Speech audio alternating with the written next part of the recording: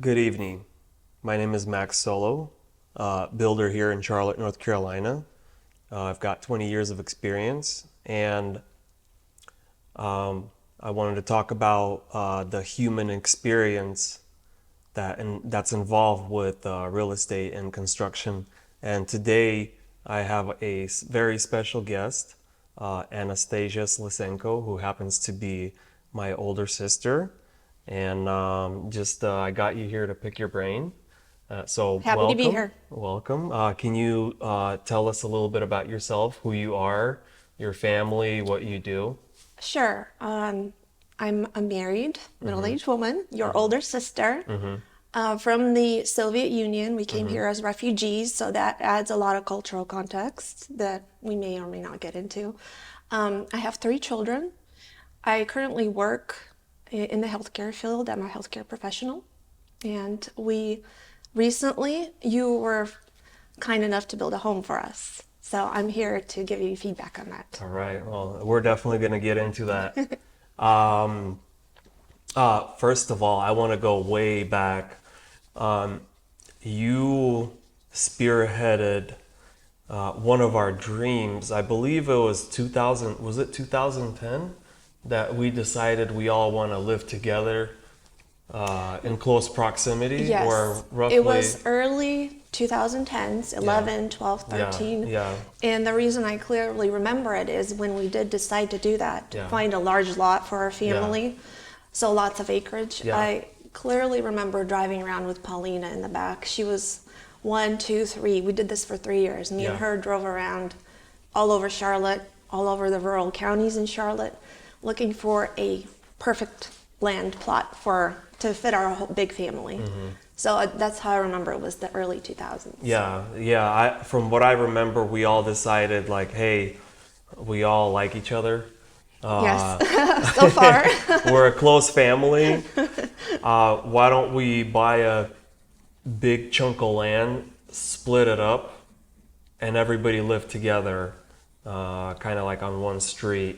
And I do remember you were the one spearheading, looking for I was land, very and passionate because yeah, yeah, at that time we were living in an HOA neighborhood. yeah, And neighborhoods can be a blessing and a curse. It's a blessing because the area is more or less maintained, it looks uniform, but at the same time, you feel closed in, restricted. I personally love a lot of open space and nature. And so a neighbor 3 feet away from you was a big problem for me. And so I was really passionate about finding acreage. At the same time, we were at the solo house every night, all of us. So that's kind of where I thought that maybe we could get along enough together to live together, but just not in the same house because we were visiting the solo house every evening. So why not just live in the same neighborhood? So I really felt strongly about it for those two reasons. yeah. And that's why I was so dedicated. And I literally hours and hours of driving looking for the land. Yeah, yeah. Yeah, and I just wanted to pick your brain about that because there are other people in this situation trying to figure out where to start. And uh, sometimes it's not as quick as the dream is born and it happens. It took us a while. It took you a while. I remember we looked at many plots, acreages, and a lot of them didn't fit the criteria. Yeah. We wanted mature trees, Yeah. forest, Close enough to the city, close but far enough. exactly, like that perfect location where Divisible land. divisible land, and a lot of lots we visited, like 15 acres. We all look at each other and like, no, Yeah. some maybes, but I think we crossed those off the list. And then finally, you found the perfect one. Yes, it And was a lot of boots on the ground yeah, work. yeah, But you're right. It started with a dream. So early 2010, it was an idea. We thought about it for a couple of years. In about 2012, that's when I started driving around, literally for 3 years, before we found the ideal plot. And that was also, I think, a blessing because our current residence where we live, it caught my eye when I was hosting a 4th birthday party for Paulina right across the street. And as we were hosting the birthday party, I looked across and I saw that land. I saw that garage that we drive by. And it was so perfect, so beautiful. It like literally jumped out at me. And I remember thinking, oh wow, that would be so nice, you know, to live there. And it jumped out so much at me that I went home and I looked up because it was for sale. But the price point was a little restrictive. So I just kind of thought, okay, maybe not now. And that was in 2016. Paulina turned 4 in 2016. 2017, we get the land. Yeah, I clearly remember everybody was excited about it, and we all took a trip to the lot and walked it. It felt home. It felt immediately like home. in all of our hearts, Yeah. we felt this is it. Yeah. So I like how everything just kind of clicked. There's like a little narrative looking like no. It found us at the perfect time. Yeah. and if I remember correctly, we had a really good realtor. Yes. Our younger but brother. the challenges continue. We find the perfect lot, which took 3 years, and then the financing aspect for it. It was pretty expensive. So then you go through the hurdles of. I clearly remember we were sitting around the couch in Mom's temporary residence, and we were debating: should we go buy in or not? Like which of the siblings wanted to buy in, which did not, because it was a lot of money. So it was a lot of money. It was a lot of uncertainty. Yeah. But the dream was strong, so we pushed through. Yeah, it was a lot, definitely very expensive, financially something to think about. Also, raw, undeveloped land. Yeah, lots of risks. No utilities, a lot of unknown questions, and at that point, we haven't walked that walk, so definitely a lot more questions than answers. Yeah. But I feel like we're all brave enough and wanted the dream to happen enough that we made it happen. And then there was a lot of potential stopping points along the way because there was so much uncertainty and unknown. But I feel like because the dream was strong enough, we kind of like brushed it aside and stood out on faith. Yeah. So right now we have 5 lots we broke it up into. So we've built Mom and Dad's. And then recently, you gave me the privilege of building your house. So I guess we'll move on from the dream and development, unless you have anything else to input about that. Well, yeah, I feel that we were so blessed because we bought in right at the right time. Before COVID hit, before the land craze hit, the pricing went all kinds of directions. So I feel very fortunate because right now we would not be able to find that land that close to Charlotte at that price point. It was just, I feel so tremendously blessed. I agree with you. Definitely a blessing. Everything happened at the right time. Everybody felt right. And the land itself is phenomenal. Yeah, I agree. Like I'm a nature person. That's one reason why I kind of suffered in an HOA where they cut down all the trees. My mind literally always goes at 1,000 miles per hour. But when I'm in nature, everything quiets down. Like I literally feel so at peace, like I'm floating in nature. Yeah. So this land with the mature trees, with 12 acres, is just, it's like heaven. Keeps you grounded. Yeah. Every day, every morning I wake up. Takes all the stress out of you. And I look out and I'm like, I can't believe I'm here. Yeah.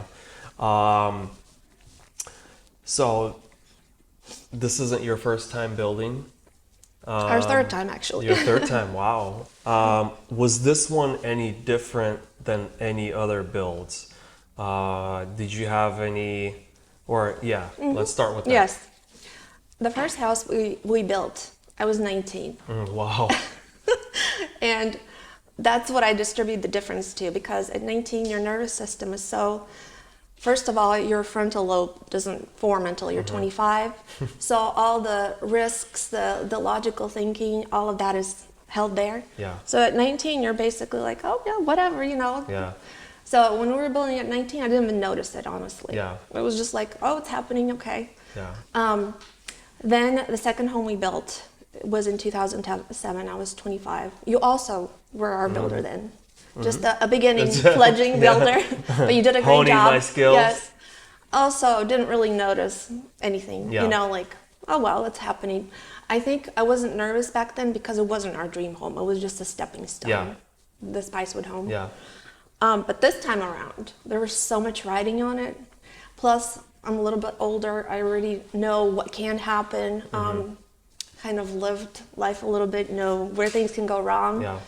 So it was very nerve-wracking. It was exhilarating and nerve-wracking at the same time, like to the extreme. So that's what I would prepare your future clients for, that they're going to experience all kinds of emotions, positive and negative.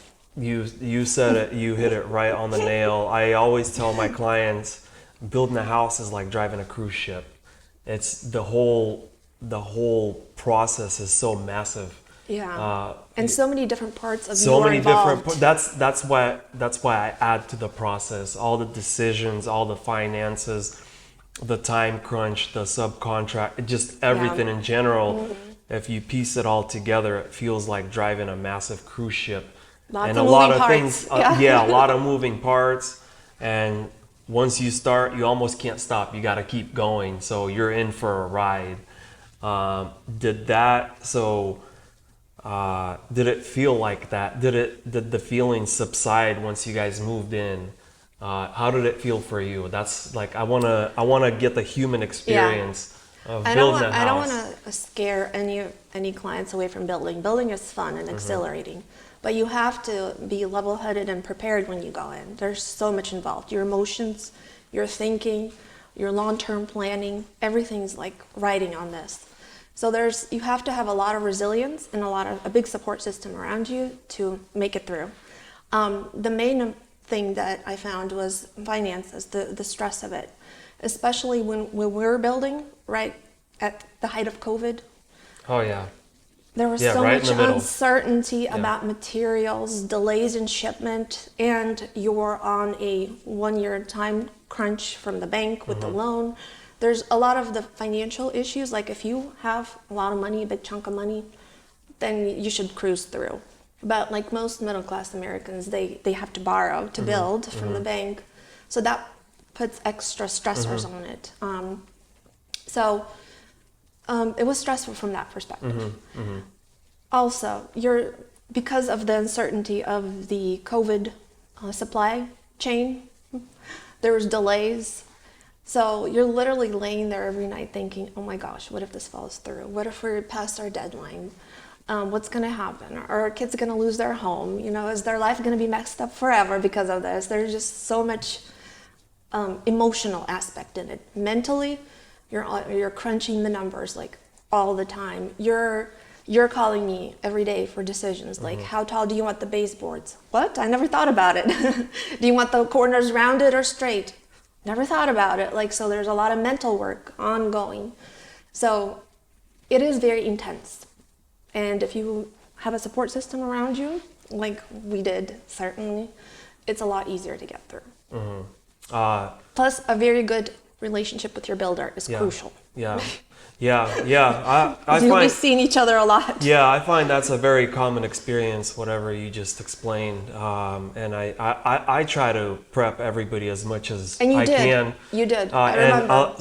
And our mom told me a saying, I'm responsible for what I say, but I'm not responsible for what you hear. And a lot of times when I build for a customer, they don't hear me.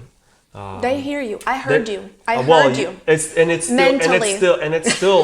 still happens. But some customers are like, yeah, and then it starts happening. But it's a temporary process. And I try to explain that. It comes to an end.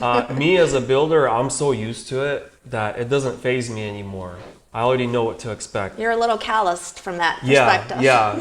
People building for the first time, it becomes really stressful. So whatever a good builder can do to prep you for that will make the process a lot easier.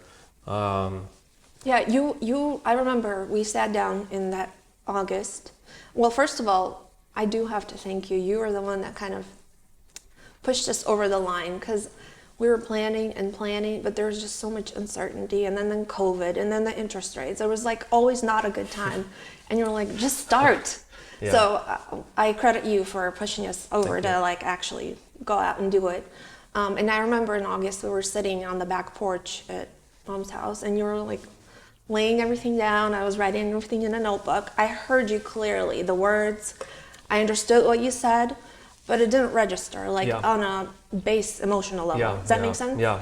Later, when I was going through the issues, I remember all those words. I'm like, oh my gosh, he told me. I thought it wouldn't apply to us. I think that's just a fallacy of human thinking. Like, oh, maybe over there, but not over here. We're going to be okay. But it does. Yeah. So you do prepare well. And thank you. I clearly remember, well, maybe we'll get to it later, about the financial aspect. You told us to we over could, budget. we could get to that right now. Okay. What were your expectations pre-construction, and what happened in the end? Okay, so we had a budget we came to you with, and we had a blueprint. And you told us for a comfortable ride. And you don't have to mention names. Yeah, or I'm not. numbers, I'm not. But For a comfortable ride, you have 20% over budget for any of the unknowns. And I was like, 20%? No way. You know, especially for that house, it's not going to happen with us.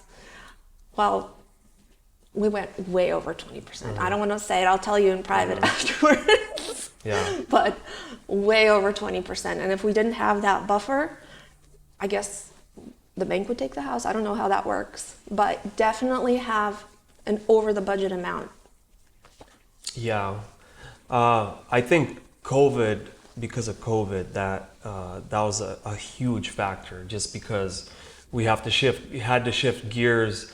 These windows aren't available for a year. What's option B?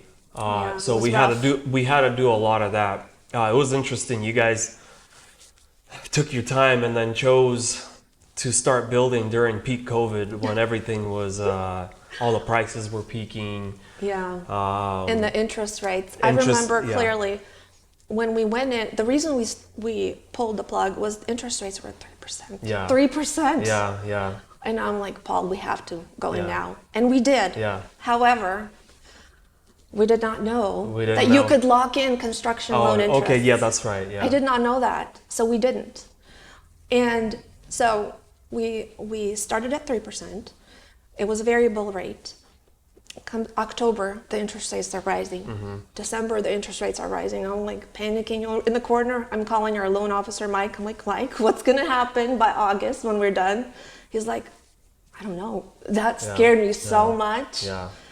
Because it was that interest raise craze. I don't know how to call it. But by the time we were done, they were at 5%. I mean, I'm so happy with 5% given where we are now. But I was thinking, we could have locked in 3%. You know, there's just so many things that you don't know that, so much uncertainty. Yeah.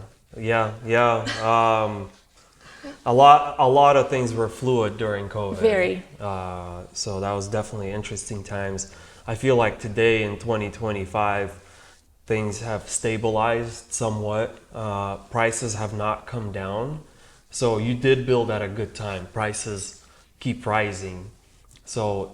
And that's what you told us. You're like, what are you waiting for? Interest rate today, things tomorrow, COVID the next day. It's never a good time. Just go. And I really appreciate that. And I did want to add that I always tell customers, like, if it's your personal house, who cares if you overpay a little bit?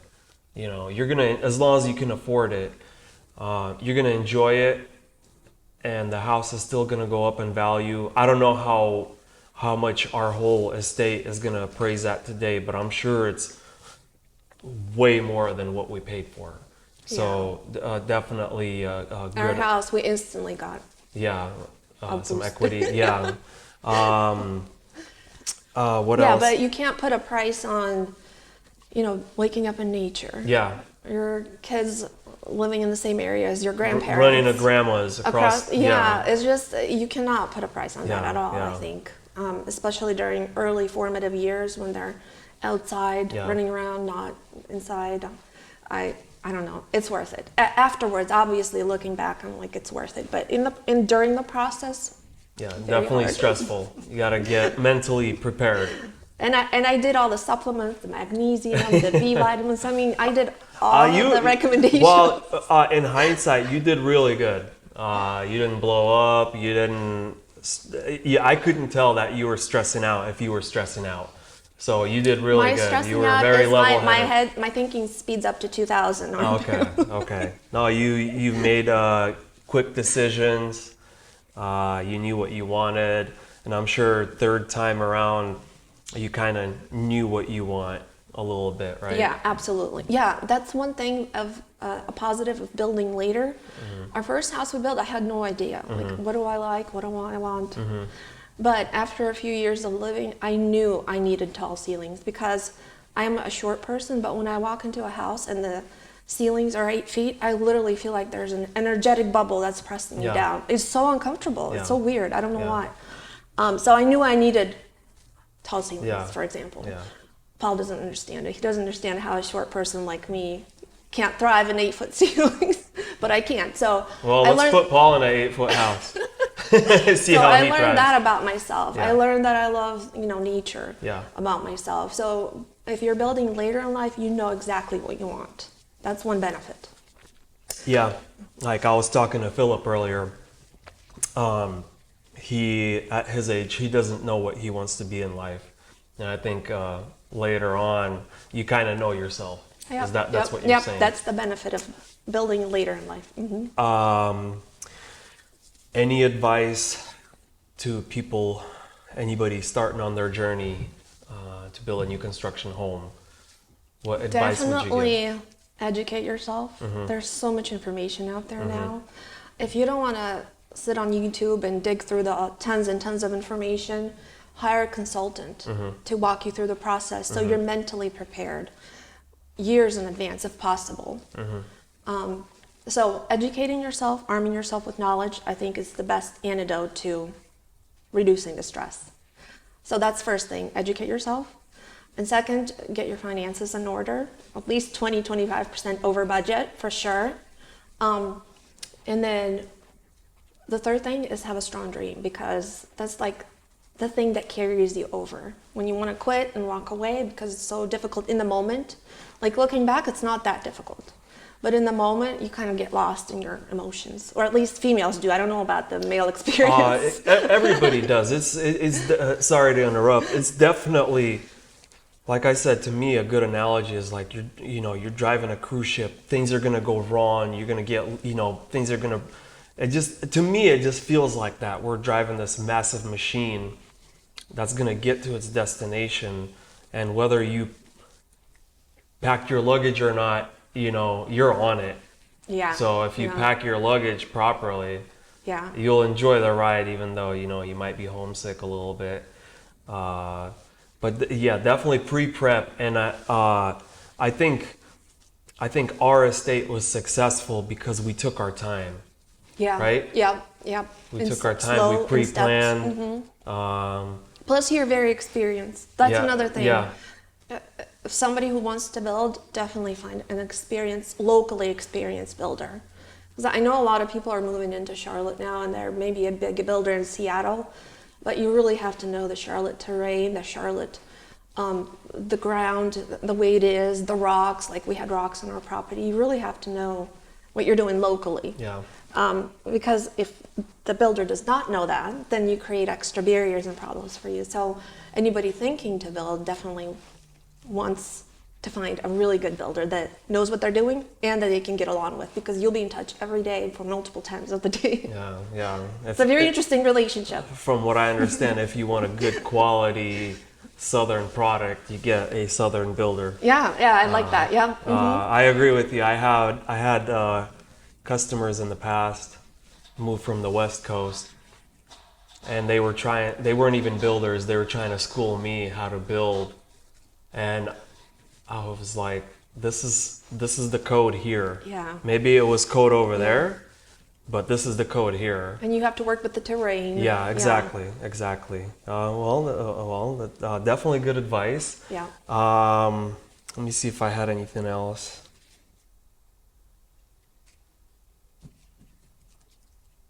I think that was it. Do you want to add anything before we conclude? Sure. I want to thank you Okay.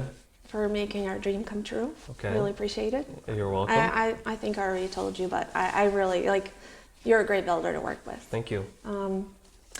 If I had to do it over again, what I would do is, knowing the product that you do, I've seen some of your custom homes that you build.